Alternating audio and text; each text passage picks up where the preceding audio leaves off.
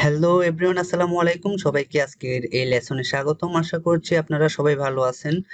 So আমরা আজকের এই লেসনে দেখব যে অ্যাডোবি ফটোশপ এবং অ্যাডোবি ইলাস্ট্রেটরের মধ্যে পার্থক্য কি। আমরা যেহেতু গ্রাফিক ডিজাইনের কাজগুলা করা হয় অ্যাডোবি ফটোশপ এবং অ্যাডোবি ইলাস্ট্রেটর সফটওয়্যার দিয়ে, সো আমাদের প্রথমেই জানতে হবে অ্যাকচুয়ালি এই দুইটা সফটওয়্যারের মধ্যে কি পার্থক্য রয়েছে। ওকে, সো এই পার্থক্যটা দেখানোর জন্য আমি আপনাদেরকে প্র্যাকটিক্যালি এখানে অ্যাডোবি ফটোশপটি ওপেন করলাম। ওপেন করে আমি একটা সিম্পলি নতুন ডকুমেন্ট ক্রিয়েট করতেছি।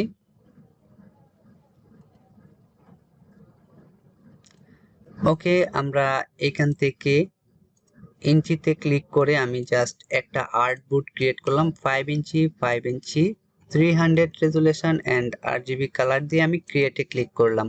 সো আমাদের এই পার্থক্যটা বোঝার জন্য আমাদেরকে কিছু শেপ ক্রিয়েট করতে হবে, যেটা আপনারা ইজিলি বুঝতে পারবেন। সো প্রথমে আমি বলে রাখি যে ফটোশপটা হচ্ছে মূলত ফটো এডিটিং এর জন্য বেস্ট একটা সফটওয়্যার, এবং ফটোশপে আমরা যে কাজগুলো করি প্রত্যেকটা কাজই হচ্ছে রেস্টার গ্রাফিক, অর্থাৎ আমাদের পিক্সেলেট হয়ে যাবে প্রতিটি কাজ। আর আমরা ইলাস্ট্রেটরে যে কাজগুলা করি, ইলাস্ট্রেটরের কাজগুলা হচ্ছে ভেক্টর গ্রাফিক।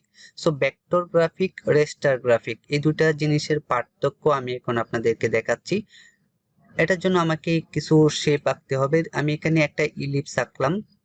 ওকে, একটা ইলিপস আঁকার পর আমি একটা ইলিপস আঁকলাম সিম্পলি ব্ল্যাক কালারের। দেন আমি যদি এটাকে একটু বড় করি, বড় করার পর আমি যদি জুম করি তখন আমরা দেখতে পারবো যে এই যে এক একটা পিক্সেল এখানে শো করতেছে এবং এই জিনিসটা ফেটে গেছে, রাইট? সো আমাদের এটার কোয়ালিটিটা খুবই খারাপ, যার ফলে ফটোশপে আমরা যে প্রিন্ট আইটেমের ডিজাইনগুলো করব ওইগুলা টোটালি ইলাস্ট্রেটর ইউজ করে আমাদের করতে হবে। ইলাস্ট্রেটর ইউজ করলে কি হবে, আমাদের এই ডিজাইনগুলো এরকম ফাটবে না। সো এটা আমরা দেখলাম যে এই জিনিসটা জুম করলে এখানে জুম আছে 2670, যদি আমি 3500 ধরুন 3500 জুমে কিন্তু এটা ফেটে যাচ্ছে। জাস্ট একটা সিম্পল ইলিপস আমরা যখন জুম করতেছি তখন কিন্তু এটা ফেটে যাচ্ছে। ওকে, সো এখন আমি ইলাস্ট্রেটরে সেম জিনিসটা দেখবো এটা ফাটে কিনা। ইলাস্ট্রেটর ওপেন করলাম, সেম জিনিসটা নিউ ডকুমেন্ট, এখান থেকে 5 ইঞ্চি ওইটা যেভাবে নিয়েছিলাম ঠিক সেম ভাবেই এটা RGB, তারপর আমাদের এখানে 300 DPI কিন্তু অলরেডি দেওয়া আছে। তারপর ক্রিয়েটে ক্লিক করলাম। ক্রিয়েটে ক্লিক করার পর আমাদের এখানে চলে আসছে।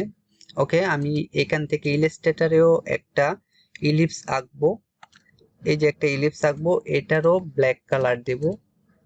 এখান থেকে ব্ল্যাক কালার দিলাম। এখন ব্ল্যাক কালার দেওয়ার পর এটা যদি জুম করে আমি 3500 জুমে ফটোশপে দেখলাম যে ওটার পিক্সেল গুলা শো করতেছে এবং এটা ফেটে গেল। এখন থেকে এটা জুম করি, এই যে অলরেডি আমি এটা জুম করে ফেললাম 51,000, এই যে 25,000, এই যে 51,000 জুম করলাম, এখনো কিন্তু এটা ফাটে নাই, রাইট? আপনারা দেখতেছেন এটা কিন্তু কোনো পিক্সেল শো করতেছে না কিংবা এটা ফাটে নাই। এটাই হচ্ছে মূলত আমাদের সুবিধা ইলাস্ট্রেটরে কাজ করার। ইলাস্ট্রেটরে কাজ করলে আমরা যে কোনো বড় ধরনের ব্যানার পোস্টার করি না কেন, আমরা এটা প্রিন্টিং প্রেসে যখন প্রিন্ট করবে তখন যে কোনো কোয়ালিটিতে তারা এটা ছোট বড় করে তাদের ইচ্ছা মতো সাইজ বানিয়ে ওইটা প্রিন্ট করতে পারবে উইদাউট লস্ট এনি কোয়ালিটি, কোনো কোয়ালিটি লস্ট হবে না। সো এই জিনিসটা হচ্ছে মূলত ভেক্টর। আর ফটোশপে আমরা যেটা দেখলাম এটা হচ্ছে রেস্টার, এটা হচ্ছে রেস্টার গ্রাফিক। এই যে ফটোশপে এটা পিক্সেল গুলো শো করতেছে এন্ড এটা এই দিক দিয়ে কিরকম ফেটে গেছে। আর ইলাস্ট্রেটরে আমরা যখন জুম করব এই জিনিসটা কিন্তু এই যে যতই জুম করি না কেন এটা কিন্তু এখানে ফাটবে না। ওকে, ফটোশপে কত আছে 6900, সরি 6100% জুমে কিন্তু এটা ফেটে গেল। আর ইলাস্ট্রেটরে আমি অলরেডি 34,000, কোথায় 6000 আর কোথায় 34,000 দেখছেন, কিন্তু এই জিনিসটা এখনো ফাটে নাই। এটাই হচ্ছে মূলত ইলাস্ট্রেটরের সুবিধা। আমরা প্রত্যেকটা ডিজাইন ইলাস্ট্রেটরে করব, যেমন বিজনেস কার্ড করি, ফ্লায়ার করি, পোস্টার করি, ব্রোশিওর করি, অর্থাৎ আমাদের এই কোর্সে যা যা থাকবে সবকিছুই আমরা মূলত ইলাস্ট্রেটরে আমরা দেখাবো। তারপর আমরা ফটোশপেও কিভাবে করতে হয় এটা দেখাবো, কারণ অনেক ক্লায়েন্ট আছে যে ক্লায়েন্ট ফটোশপ ফাইল অর্থাৎ পিএইচডি ফাইলও আপনার কাছে চাইতে পারে, যার ফলে আপনার ফটোশপে কাজগুলা করতে হবে। সো এজন্য ফটোশপটাও জানাটা বাধ্যতামূলক। আর ফটোশপে আমরা বেসিক্যালি সবচেয়ে বেশি যে কাজগুলো করি সেটা হচ্ছে ফটো এডিটিং, ব্যাকগ্রাউন্ড রিমুভিং, অর্থাৎ ফটোর কিছু কালার কারেকশন হতে পারে, কিছু colour upgrade and background remove.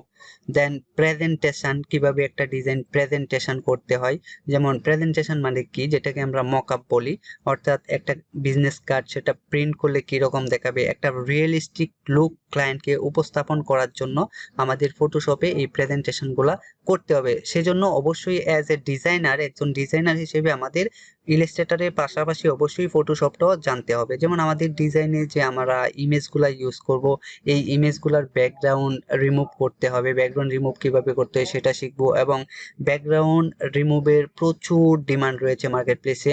আপনার প্রোডাক্টের ব্যাকগ্রাউন্ড রিমুভ, যেমন ই কমার্স সাইটগুলো রয়েছে, ওই সাইটে যে ব্যাকগ্রাউন্ড রিমুভ করে ইমেজগুলো আপলোড করে, এগুলার অসংখ্য অনেক কাজ রয়েছে, যেগুলো আমরা আস্তে আস্তে ধাপে ধাপে প্রতিটা লেসনে আলোচনা করব। সো এই বেসিক্যালি এই লেসনটা করার উদ্দেশ্য হচ্ছে আমরা ফটোশপ এবং ইলাস্ট্রেটরের মধ্যে যে একটা পার্থক্য, সেই জিনিসটা আমাদের বোঝা। সো আমরা বুঝলাম কি, ফটোশপে যে কাজগুলো করি সেগুলো হচ্ছে রেস্টার গ্রাফিক, আর ইলাস্ট্রেটরে যে কাজগুলো করি সেগুলো হচ্ছে ভেক্টর গ্রাফিক। আমরা ভেক্টর হচ্ছে প্রিন্টের জন্য বেস্ট, আর মূলত হচ্ছে ইলাস্ট্রেটরে ভেক্টরের কাজগুলো করা হয়। আর আমরা ফটোশপে নরমালি ফটো এডিট এবং ফটোশপের প্রেজেন্টেশন অর্থাৎ ডিজাইন প্রেজেন্টেশনের কাজগুলো করব। সো আশা করছি আপনারা একটা ক্লিয়ার ধারণা পেয়েছেন অ্যাকচুয়ালি ফটোশপ এবং ইলাস্ট্রেটর দুইটা সফটওয়্যারের মধ্যে পার্থক্য কি এবং কোনটা দিয়ে কোন ধরনের কাজ করা যায়। ধন্যবাদ সবাইকে। পরবর্তী লেসনে আবারও কথা হবে। সে পর্যন্ত সবাই ভালো থাকুন, সুস্থ থাকুন। আল্লাহ হাফিজ।